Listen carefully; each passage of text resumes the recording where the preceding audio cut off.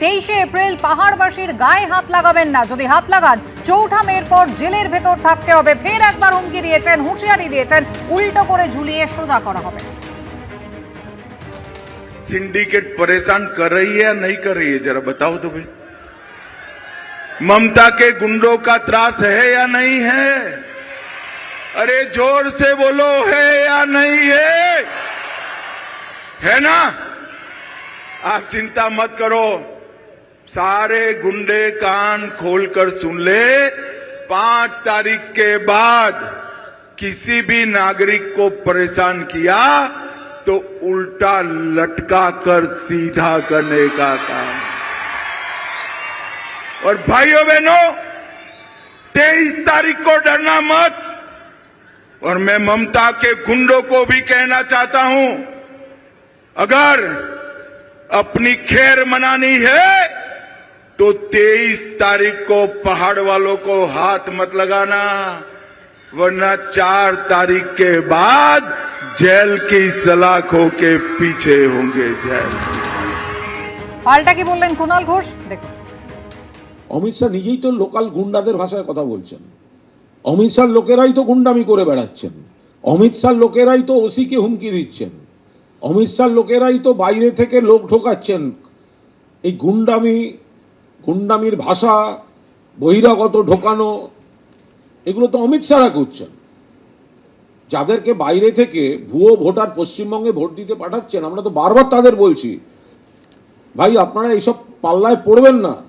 এখানে কোনো বুথে যদি ধরা পড়েন না, অন্য রাজ্যের ভোটার জাল কিছু নথি নিয়ে এখানে ভোট দিতে এসছেন বিজেপির কথায়, বাড়িতে বলে আসবেন, ফিরতে দেরি হবে, অসুবিধা হবে ফিরতে।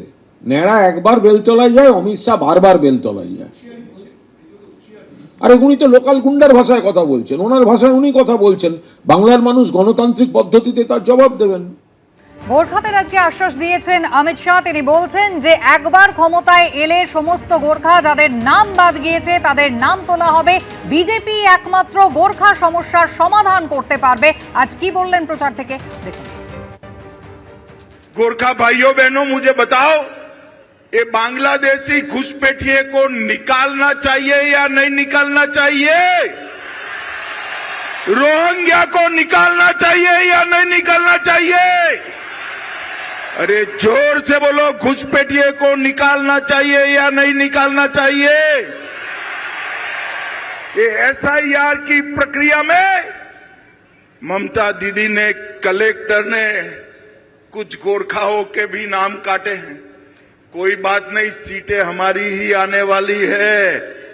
चुनाव समाप्त होते ही चुन कर हर गोरखा को वापिस मतदाता सूची में डालने का काम भारतीय जनता पार्टी करेगी। গোর্খা সমস্যার সমাধান একমাত্র করতে পারবে বিজেপি। আজকে যখন এই প্রতিশ্রুতি দিচ্ছেন অমিত শাহ, তখন পাল্টা কি বললেন কুণাল ঘোষ, দেখুন। ওনার দয়া, ভোটার তালিকা বিজেপির বাবা সম্পত্তি, একজনও জেনুইন ভোটার কেন বাদ যাবে?